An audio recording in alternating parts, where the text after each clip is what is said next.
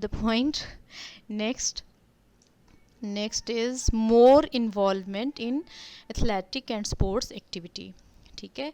Writer indicates another reason of failure of the boys in the college and that is their more involvement in athletic and sports activity. ये जी problem है. ठीक है. अब उसने suggest क्या किया है, उसकी सजेशन है कि the boys to take more interest in their studies, the boys should take more interest in their studies instead of extracurricular activities. ठीक है.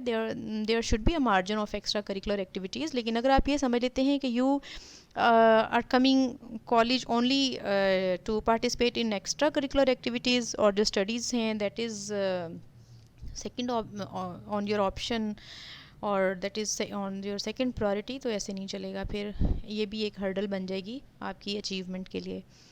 Next, lazy bluffers. This is the last category.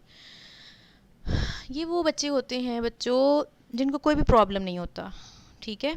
और किसी problem के ना होने के बावजूद वो क्या करते हैं, वो पढ़ते नहीं हैं. ठीक है. जैसे फर्स्ट ईयर सेकेंड ईयर के बच्चे हमारे ग्राउंड्स में बैठे रहते हैं, क्लासेस छोड़ देते हैं, क्लासेस बंक करते हैं. ठीक है. So those students are called lazy bluffers. So please check yourself. आप में से तो ऐसा कोई नहीं है. Last category of the boys. अच्छा, ये जो the word boys is repeatedly here in your text again and again, तो इसमें गर्ल्स का भी आप रख सकते हैं. ये this is not only for boys. Okay, girls are also included.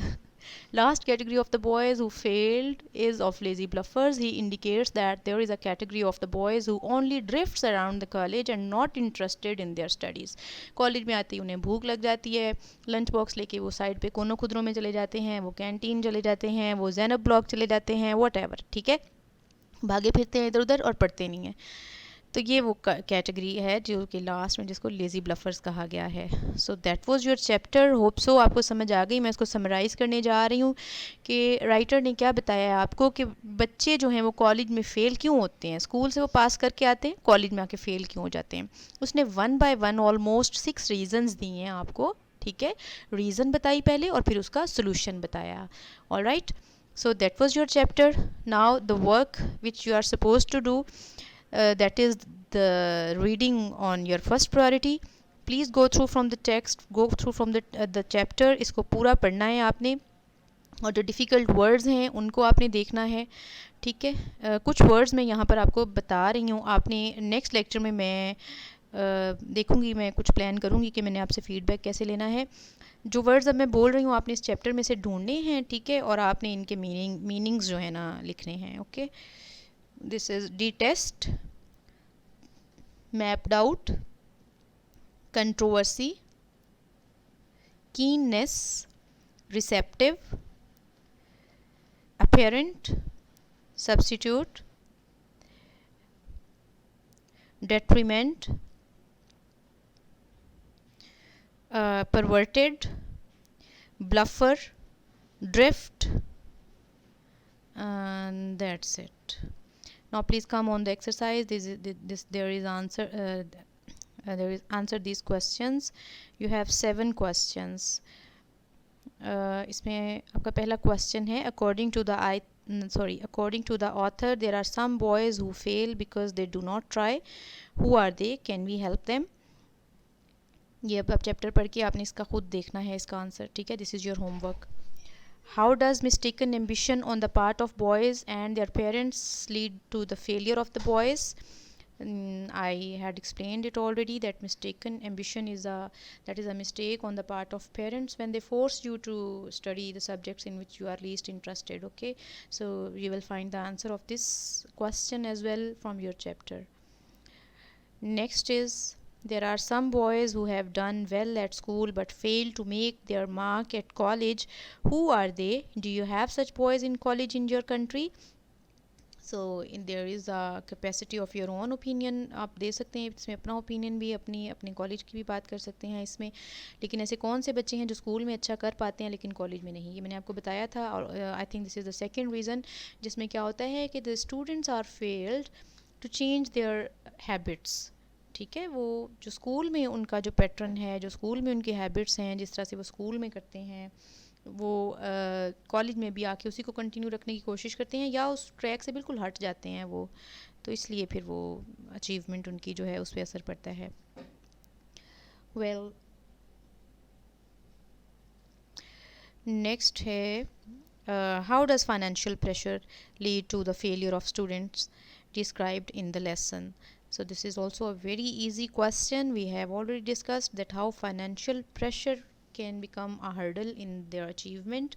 Definitely, if someone is doing double job, like he has to study, and if he is doing job part time, तो वो किस तरह से time दे पाएगा अपनी studies को. ठीक है, आपने करना क्या है, मैं आपको दरमियान में ही एक बात बता रही हूँ. आपने एक इंग्लिश की नोटबुक जो है वो बना लेनी है. ठीक है, ऑब्वियसली अभी मेरे लिए ये पॉसिबल नहीं होगा कि मैं चेक करूँ, लेकिन आपने मेरा जो भी लेक्चर है उसके ये जितने भी मैं क्वेश्चंस डिस्कस कर रही हूँ, आपने इसका रिटर्न काम करना है. ठीक है, so write all these questions with their answers on in your notebooks. ठीक है, जैसे ही हम मिलते हैं इंशाल्लाह तो आई विल चेक इट. अब आपने ये हो गया आपका फोर्थ क्वेश्चन. ठीक है, नेक्स्ट है, to what extent does the question of health lead to failure at college.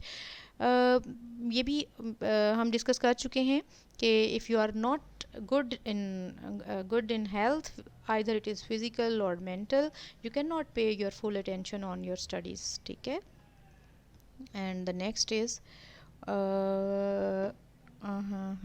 ठहरे, बस ठीक है, ये 5 क्वेश्चंस हो गए. ठीक है, लास्ट 2 क्वेश्चंस आप लोगों ने खुद देख लेने हैं. So that was your first lecture, third lecture of English, why boys fail in college. और एक मैं अब आपको जो असाइन कर रही हूँ 6 चैप्टर जो है वो आपने नेक्स्ट लेक्चर से पहले, यानी मिस तलत और मिस रेहाना के लेक्चर के बाद आपने, मैं 6 चैप्टर अब आपको पढ़ाऊँगी. वो जो भी बन रहा है कंटेंट में देख के आपने लेक्चर से पहले उसकी रीडिंग करके रखनी है. ठीक है, और होपफुली आपको समझ आया है सब कुछ. ठीक है, अगर नहीं आया तो भी आप अपने क्वेश्चंस प्रिपेयर कर लें. ठीक है, मैं कोई वे आउट इसका देखूंगी कि मैंने आपसे फ़ीडबैक कैसे लेना है, मैंने आपसे बात कैसे करनी है. कोई भी प्रॉब्लम है चैप्टर में, it's almost it's very simple, it's very easy. Just go through the text. I am telling you again and again that you have to go to do a good reading of the chapter. After doing the good reading, you will be able to understand these slides as well, and these slides will serve as notes for you. All right, ये आपके जितने भी आप जो questions करने हैं 6 almost आपके questions in slides के साथ बन जाते हैं. इसको सेव कर लीजिएगा मटेरियल को भी. ठीक है, और अपना बहुत सा